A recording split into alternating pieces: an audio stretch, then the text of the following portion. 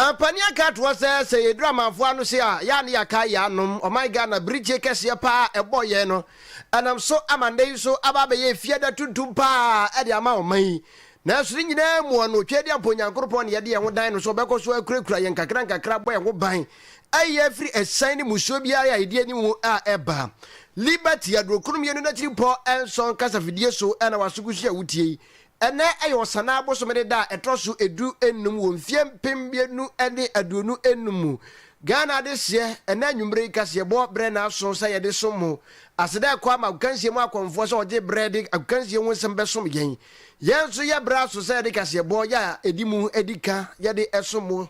na ensema wodo pi ne ye de ba ye ka wo se wo Facebook no ye dem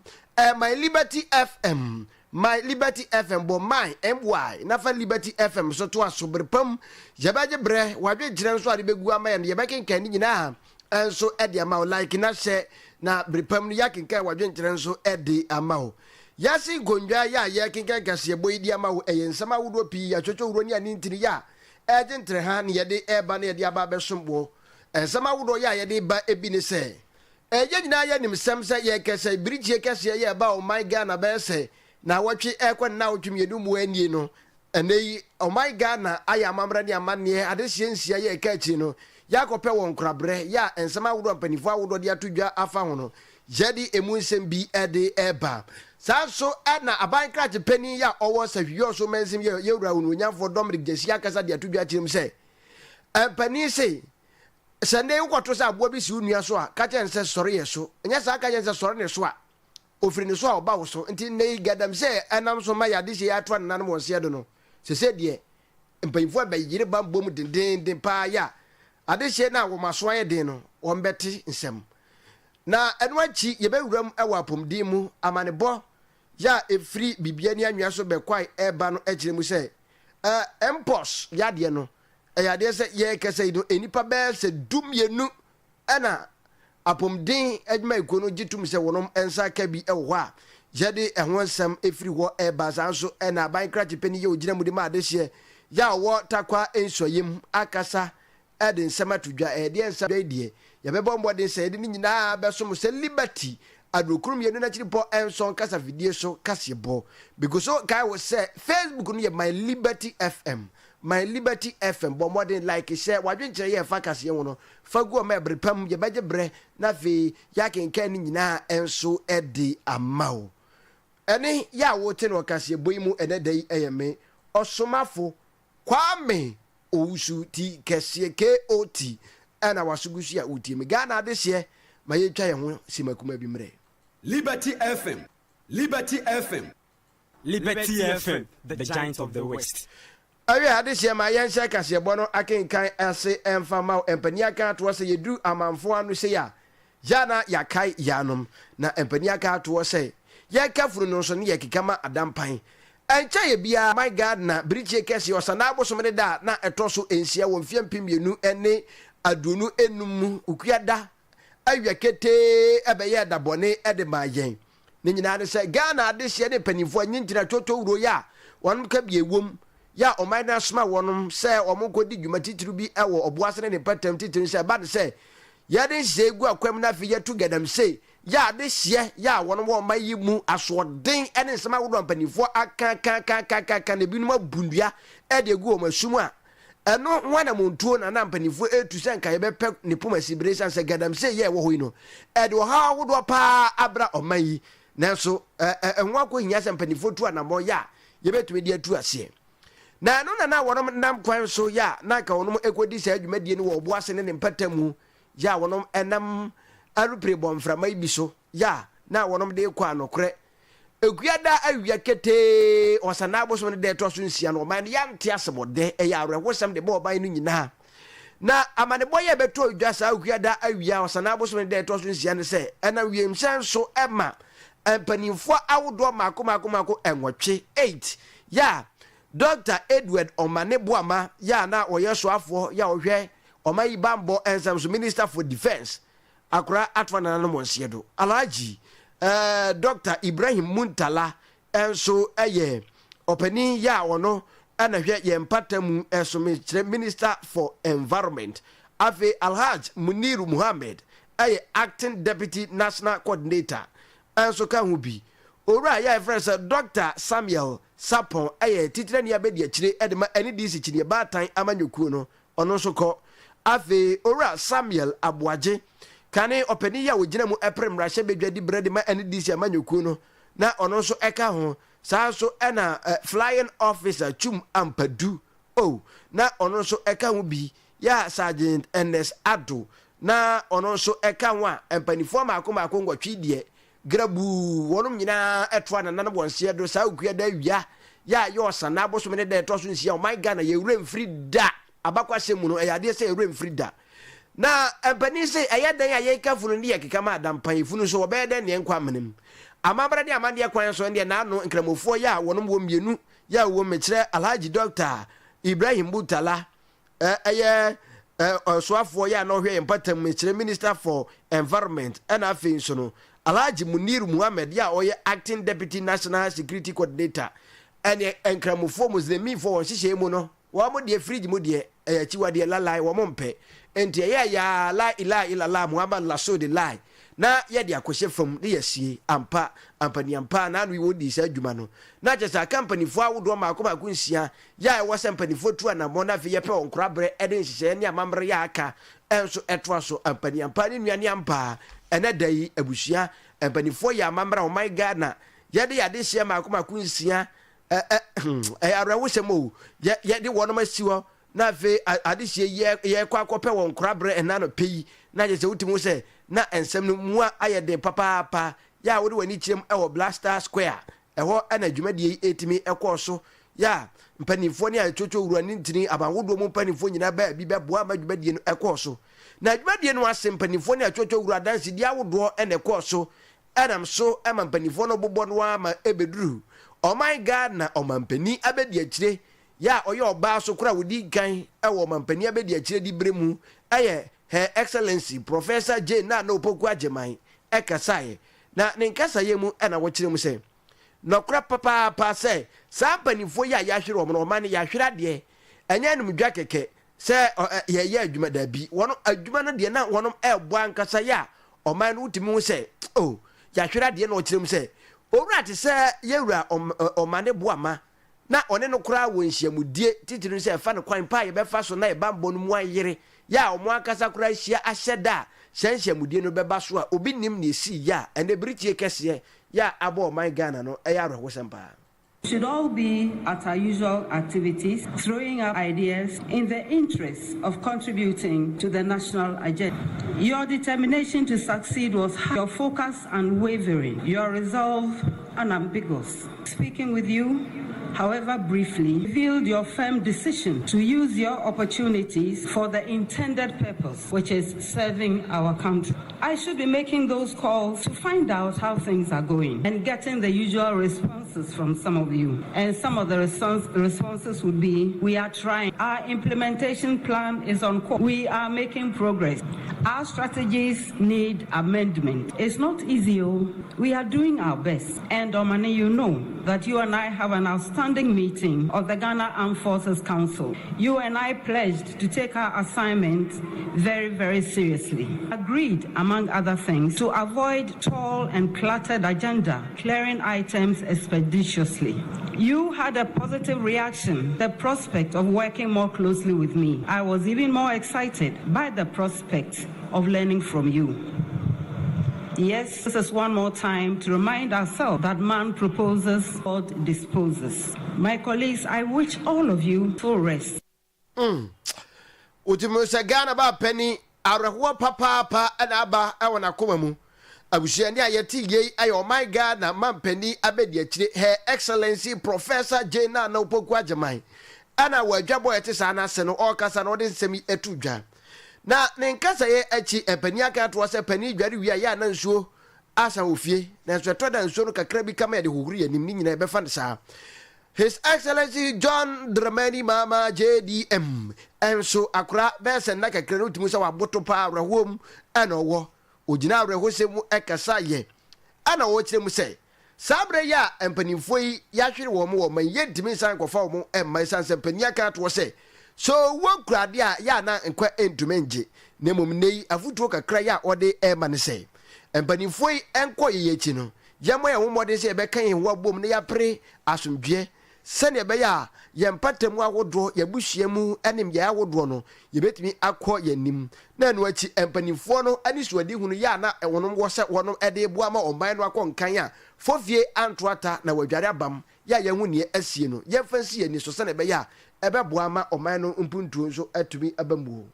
Though I'm sure that individually and collectively, our nation will continue to mourn as we find ways to hold tightly the memories of these men to honor their legacies. There's no making sense of what happened. Despite whatever technical reasons or official explanations and investigation will yield, loss of this magnitude and in this manner will never make sense to the grieving heart. What we can do, each of us in our own way, to try to come to terms with this tragic loss, is to move in the direction of peace within our communities and families, having been reminded of how fragile life can be. Also, can embrace the vision we shared with our fallen brothers for a stronger, more prosperous homeland. Na ne krakramu ena omampani John Dramani Mama JDM atwa ne nsem so ena odi tu dwa kire mu se ne asie na anya asie wie na de ba kwa ndei wo ye omampani na oh my God na adehye nyina be ye yem hihye pa ne se ebedru ba bi na yempanifo makomako nwotwe ya watwa na nanu bonse adui wo momma ya wo magya akire na mofra be sore na wo do wonsa be bo yem se awurade ukuyada bia de awu owuo bia ye de bone papa senka ye papa te ase a anka suku nka yetimi ko yu ana omampanyi kirim se saa de ne de ompese da bi obetibi ne santi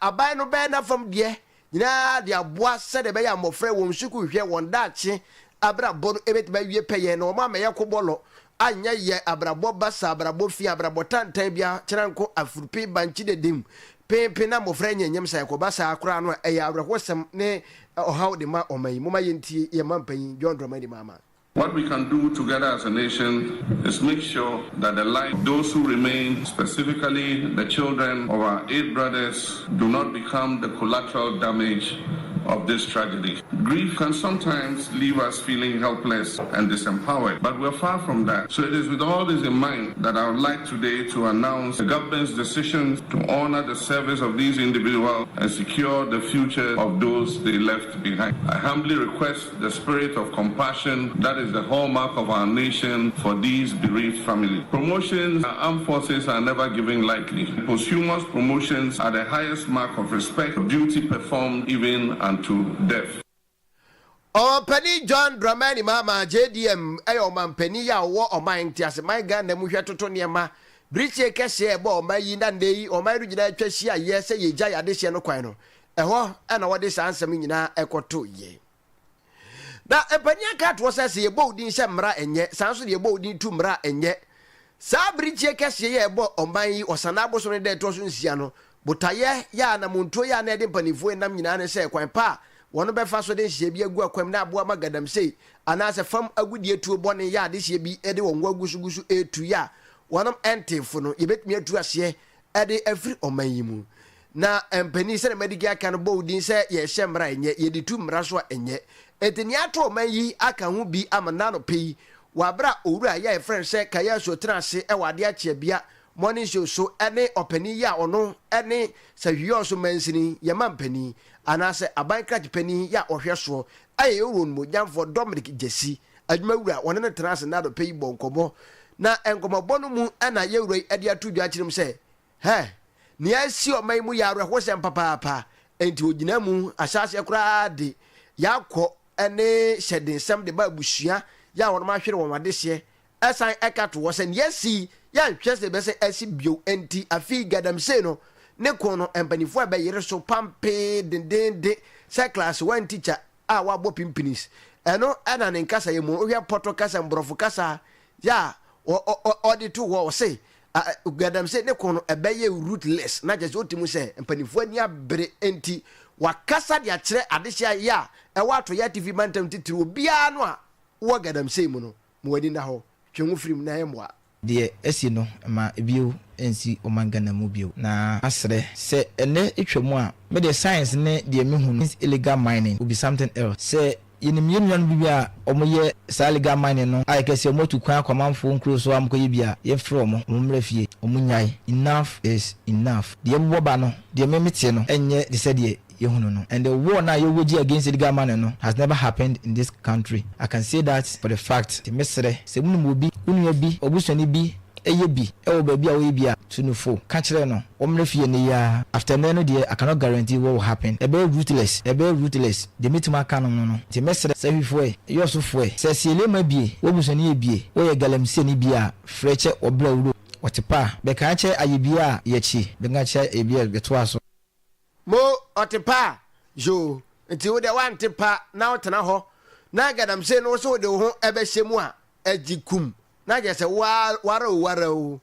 na onmonyafo dominic jesi etwa ne samso no chim se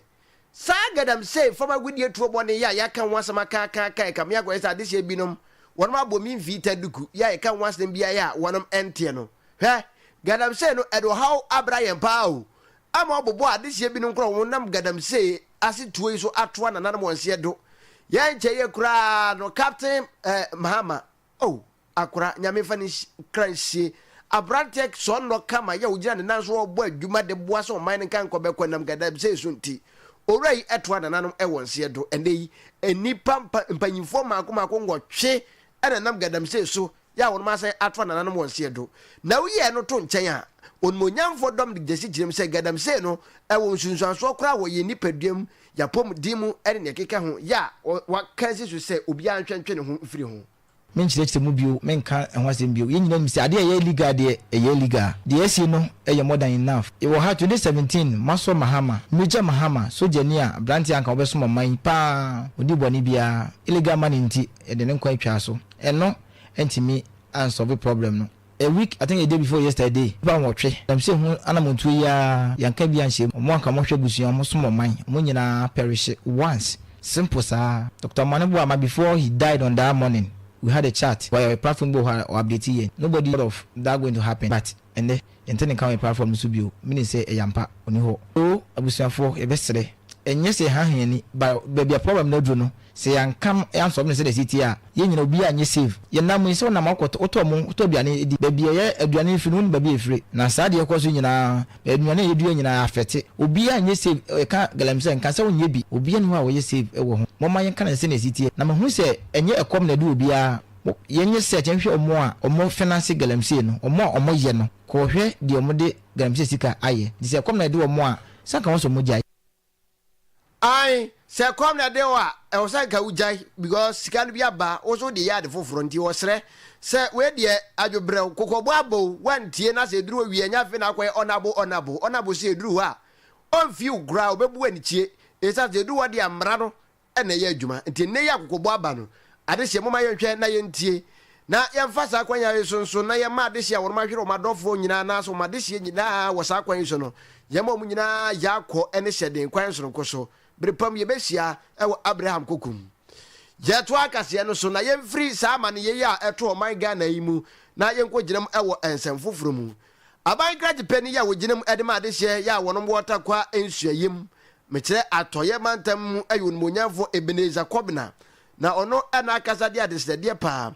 ede atudwa na ensem ya wode atudwa kirem se anje bia no assembly no wonom eba beye ne apoto kasam ye friend say decongestion exercise na yese ubedu kwanche na ebinom ka kwanche pa na wonom to ade obi tme to na ba bi ka bi kura gina kura onya ba bi engina ba bi wo ho nso ba bi na obi ede ne niam akwa kosi ekwan fimfini pa ebi nso ba bi a ebi kura to gina nchen bi si anka ka bi be fa ba be boa se bi odum judgment fo eba wono betimi abeboa dum jane ye ka nyina ne ho nyina no ade hye ne de wada adwadi bia en ye keka ho na empani se opani de wontena fie ma mofra nwe nanka opani ya betena fie ma mofra nwe nanka nti ebu nanka wefo a ye bebu aka ho bi enti onmonyamfo Ebeneza Kobna achim se assembly no ye krado se enche wonom eba be yi safo ni nyina afiri ho ende o so tokra na ukiyoso se ne tete no ne yenim no ana wodi asiwa bra oboa woyɛ den kura ye be yi afiri ho na afi aboa ama mpuntuo mapa enso atimi apa ne ntampa afiri wo pomo na wode ensemi etudwa ana ochirem sɛ ɛnɛ no ɛyɛ adeɛ sɛ wɔhwɛ paa sɛ nneɛma ahodoɔ sɛ akwantempɔn ahodoɔ ɛna afei biayɛ ahodoɔ yɛ adehyɛ yɛ a yɛfa kwan no so no yɛfrɛ yɛn sɛ pedestrians no yɛn ho bɛtɔ yɛn na nkɔba sɛ baabi a nipa bɛfa na ɛhɔ na nneɛma si ɛkɔba sa ha dwene yɛ papaapa yɛ a yɛwura yi ɛne abanebɔfoɔ abɔ nkɔmmɔ sei fa station hɔ akɔ akɔsi Pentecost clinic hɔ ɛba na wotum sɛ ɔnyɛ koraa yɛayɛ wa nyinaa biara bɛbɛn witness biara bɛgye adi sɛ asa meka no ɛyɛ nokorɛ na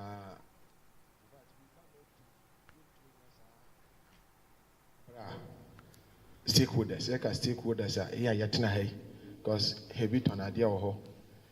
ebi de ne table asi baabi ebi abɔ n'akyi wɔ baabi ne nyinaa no ɛho hia sɛ ɛsɛ yɛdwɔdwɔ yɛkeka si ani ansa na yɛ take in na management sɛ na my brother ɔyɛ bi America no this one is a management decision the management na yɛdwɛn ho na yɛ sɛ no saa adwuma di yɛbɛyɛ yɛakɔ anim yɛafrɛ music meeting or the securities meeting ɛwɔ ha a yɛayɛ awie na ti utimi sɛ onmonyamfo yi n'ani abere wɔ anamontuo yi a wɔn mpɛ sɛ wɔn etuo yi mu na onmonyamfo Ebeneza Kwabena ɛtoa ne kasaeɛ so ɛna wɔde ɛtu edwa sɛ ɛyɛ adeɛ sɛ nhyehyɛeɛ n'ani bɛgye paa sɛ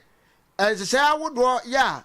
a wɔn ɛde agu akwan mu no ɛyɛ adeɛ sɛ obi biara no a ɛwɔ so otu anamɔ ɛde boa ma saa dwumadie yi a wɔn ɛde egu akwan mu no ɔde ne ho bɛhyɛ mu yie sɛnɛ bɛyɛ a ɛbɛboa ama ɔhaw ahodoɔ yɛ a wɔn nam titiri ne akwantempɔn a emu asi ɛwɔ pom wɔ no nneɛma bɛtumi adane yɛ a ɛno nso wɔkyerɛ nsɛm mu sei. In fact maybe a situation akɔ no sɛ yɛanyɛ na yɛn rescue situation sisi a the next lane na car ne fam na kyena adeɛ kyɛ wɔn sɛ bɔkɔ na ebi so de ne table abɛsi hɔ na ɔno kyerɛ sɛ car nkɔ car ma ɔmbɛgye road ne nyinaa ti sɛ yɛyɛ sɛ yɛhwɛ o anya hwɛ yɛngye ama ɔmo hwɛ a ɔkyena we will not have any road to ply on. The most important thing I hear can one seven say idea no yeah obetena ho sustainability. Yes say yeah na ochena fasanso akoba nti ye plan idea no yeah ma why is sustainable yeah no once na bibia aye fine you wie pe nobody is going back there na access no wadem ɛne ya woti yei aya bankrate pani ya wogyina mu ɛde ma adehye ya wɔnom ɛwɔ takwa ensuayem mansini ya ɛwɔ atɔyɛ mantamu yewura wonimonyamfo Ebeneza Kwabena ɛna wakasa de nsɛm atodwai ma yɛnto akase no so na yɛnkɔ bibia ni anwea so bɛkwae mansini mu na mansini no pani ya wɔno ɛne disease control officer ya ɛwɔ mansini no apomden atraye ya ɛwɔ bibia ni anwea so bɛkwae mansi no emu ɛna akasa ɛde nsɛm atodwai maame yɛ frɛ sɛ Doris Veromi akasa ɛde atodwa akyem sɛ yɛ kasa yadeɛ ya nansan ate atese ya hu din kura bɔ no akɔ bibia wɔ hɔ monkey pox yɛ twa ntia frɛ sɛ mpox no sɛ wode wani akyem wɔ bibia ni anwea so bɛkɔ mansi na apomde atraye no ɛbɔ amaneɛ sɛ enipa maako dumienu ɛna ndei ehwehwemu kyerɛ sɛ wɔnom anya bi ɛwɔ hɔ 12 confirmed cases wɔn kyerɛm sɛ wɔn ɛnsaka nea wɔnom susuo nea pɔtɔ sɛ friends sɛ suspected cases no na yɛ maako aduasa mmiɛnsa 33 nanso wɔabra wɔnom ɛnam fidie kwan so yɛ nhwehwemu no ɛyadeɛ sɛ abɛtɔ dwa sɛ enipa dumienu ɛna wɔnom anya yadeɛ monkey pox yɛ yɛtwa ntia friends sɛ mpox no na no aka ho bi ama ne yɛ kɛsɛ no sɛ wode wani ɛkyɛm wɔ bibia ni anwea so bɛkwae mansin no mu a ɛba ne sɛ atɔyɛ atifi mantam a wɔnom na abɛtɔ so mmienu ɛba ne saa yadeɛ ni mpagyaeɛ mu a awowin mansin no ne di kan ɛna bibia ni anwea so bɛkwae abɛtɔ so mmienu yɛ a mpanimfoɔ abɔ ho amanneɛ si ɛde akyerɛ yɛn. December last year, and I am for see a man from first to Kaka over now. Over a December Nimono, any air record day one case. Now, if you know a trade joke, Kaka, and Tina in Sesame at the Kakono, and Yamabu Aquam Kama. Name by May June, a Frankan who be more May. What a Western North region in the DNA, recorded 12 cases so far. Now, many of them, I am to share Kaka. If you say say ye reseni ni krabata ni trena ye hwehwemu ya ye say de brene nya bia omo ma pomuden ase enti make say no ye de apomuden ase ye fo ni de bria fantiki mu a baby a ye behu bibia ne ye betrai say ye behwe na ya so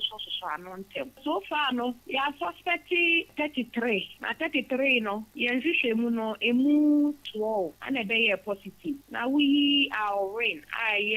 Western North Region District back if you want to my baby any tosumienu ewo Western North Region ha na niema na ayehu kakra ma ye ne se de brene nya bi omo hwefia omo mpi ni enti ankrofo ma no akoye tete oguni science na bi keke enku bia enti ade enti na want na fie na onu num na dry deko ene yare chicken pox sepa sani ya chicken pox bua uhunu no sana empos no nso ni sutie enti ya behwe watie no fo kakra se utie we ya ta ho ya obata nti ni date kakra ko lo sa te sana tie gu ho na so so ye kakra ya da we mu ne se chicken pox no sani eno no pox na se sana be tie gu ho no bro ni be ka se enye deep ka enye shallow no che empos nde ya na ye deep ka ekwa anim kakra enti se no e be papa se sana kuchana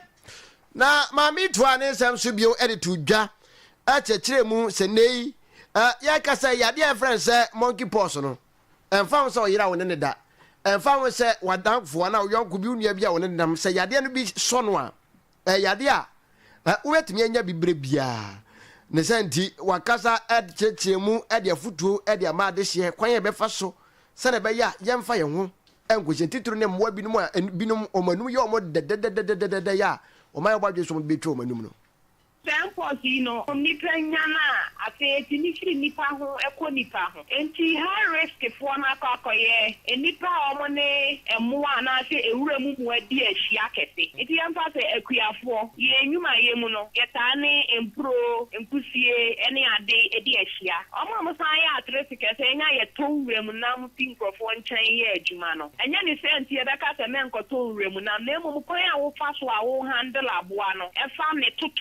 Liberty FM. Ebi ana bi wa aboa wa ne ho. Ne dia ma so kua ni bi so akwafuo mu hu sabo bi ewuda ho no wa fa na befie. Na ne mfa ma yemu no. Ode ne nsa ahwehwe ne hwene mu ne na num ne na through direct contact. Ye mfa ne say obi a wanya bi wo na wo hwe no wo fa ne da shiti esi wo fa na tade esi wo na wo ma ne dro. Kwan a wo fa so a wo ben no ne nchen e na wonya free. Na say na ya record bi e wa municipality ni mu die. Meka say ye nyina no ye ya address. Wo betimi ahie obi wo kadebu woni ne na afroka ohu akokana na ase e bia o memitim no wakasa ma na nti obi ato afa o ye nyina ye akaire na ne krakra mu mami kire ye ekwan a wono mo fa so den hihye gu akwan mu se de be ya yade no wono betu ase e wo pomo na enkoso antretre sa wo be ya positive wie na ye hwese ade ne nkoye kese na ebetimi age wo fa afru nsem na ne toso bi ye be hwese ohu beto mo ma woni o mo wo fie nso ye hwese ensign wo na mpo no se sign obi a ye de hu ni Liberty FM no na trekete dune dia ye di no wo re sabde se di bi ani anwa so be fai awaso na kira no na e ka mi aye se anwa so pe na ye record case wo okay na wo re ya da for sabde se dia baby biara no ya record case eno na ma no ebo yehu kakra ti se e hwese e trekete a e de ma ahokyere kakra aba Liberty FM from Nipa to Nipa ne de na se obi aya ahweyi opani ya wote ne se wode nsam atu edwa yi no municipal disease control officer ya wo bibia ne anwa so be kwa mansi ni mu ma me ya frese Doris Veromi e na agebre akere ensem awodro mu se e de akere yin kase no asi yare aseda ma branch frese ADB na da urumade enko Facebook e ma wonya bi ehwe ye e wo ho aseda enkoma no e wadwuma so na ye e de boy kase de ma boafo nyina ya da obu nyina ase so boa ye ma ye de nsem bi gu nkrata so e de e ba ye me de osomafo kwa me owusu tikasie